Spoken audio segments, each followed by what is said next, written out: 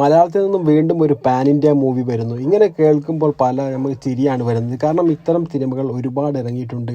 എന്നാൽ ആ ഒരു പാൻ ഇന്ത്യ എന്ന ലെവലിലേക്ക് ഒരു ചിത്രങ്ങളും എത്തിയിട്ടില്ല. ഏറെക്കുറെ ദുൽഖർ സൽമാന്റെ സിനിമകൾക്കാണ് ഏകദേശം ഒരു വിജയം കൈവരിക്കാൻ കഴിഞ്ഞത് പാൻ ഇന്ത്യ ലെവലിൽ. എന്നാൽ മറ്റു ഭാഷകളിൽ എടുത്തു നോക്കുമ്പോൾ അത്രയ്ക്ക് വലിയൊരു ഹിറ്റ് ആ ചിത്രങ്ങൾക്ക് നേടാൻ കഴിഞ്ഞിട്ടില്ല. എന്നാൽ അതിൽ നിന്നൊക്കെ ഒരു മാറ്റം പറഞ്ഞാൽ ഈ ഒരു ബ്രഹ്മയുഗം എന്ന ചിത്രത്തിന് സാധിക്കും എന്നാണ് കരുതപ്പെടുന്നത്. അങ്ങനത്തെ ഒരു ജേണറിലുള്ള ഒരു സിനിമയാണ്. എല്ലാവർക്കും കണക്ട് ചെയ്യാൻ പറ്റുന്ന രീതിയിലുള്ള ഒരു സിനിമയായിരിക്കും എന്നാണ് തോന്നുന്നത്. ഈ ഒരു ചിത്രത്തിന്റെ സംവിധായകൻ രാഹുൽ സദാശിവന്റെ മുൻപത്തെ സിനിമ ഭൂതകാലം വലിയൊരു ചർച്ചാ വിഷയമായിട്ടുള്ള സിനിമയാണ്. കുറഞ്ഞ ബഡ്ജറ്റിൽ ഇറങ്ങിയ 2-3 ആളുകൾ മാത്രം അഭിനേതാക്കളായിട്ടുള്ള സിനിമയിൽ നല്ല പോലെ തന്നെ പേടിപ്പിക്കുന്ന രംഗങ്ങളും ഒക്കെയായിട്ട് അവസാന നിമിഷം നമ്മളെ അത്ഭുതപ്പെടുത്തിയിരുന്നു. ആ ഒരു സംവിധായകന്റെ സിനിമ ഇത്രയും വലിയൊരു ബഡ്ജറ്റിൽ വരുമ്പോൾ തീർച്ചയായിട്ടും നമ്മളെ അത്ഭുതപ്പെടുത്തും. കാരണം 27 കോടി രൂപയാണ് ഇതിന്റെ ബഡ്ജറ്റ് എന്ന് പറയുന്നത്. വലിയ ടെക്നീഷ്യന്മാരും അതുപോലെ തന്നെ നമ്മുടെ മമ്മൂക്കയും കൂടി ചേരുമ്പോൾ വലിയൊരു സിനിമ തന്നെ ആകും എന്നുള്ള കാര്യം ഉറപ്പ് തന്നെയാണ്. വലിയ റിലീസ് തന്നെയാണ് ഈ ഒരു ചിത്രത്തിന്. വേൾഡ് വൈഡ് ആയിട്ട് തന്നെ വമ്പർ റിലീസാണ് ഈ ഒരു ചിത്രത്തിന് ലഭിച്ചുകൊണ്ടിരിക്കുന്നത്. പാൻ ഇന്ത്യ ലെവലിൽ 5 ഭാഷകളിൽ ഇറങ്ങുന്ന ചിത്രം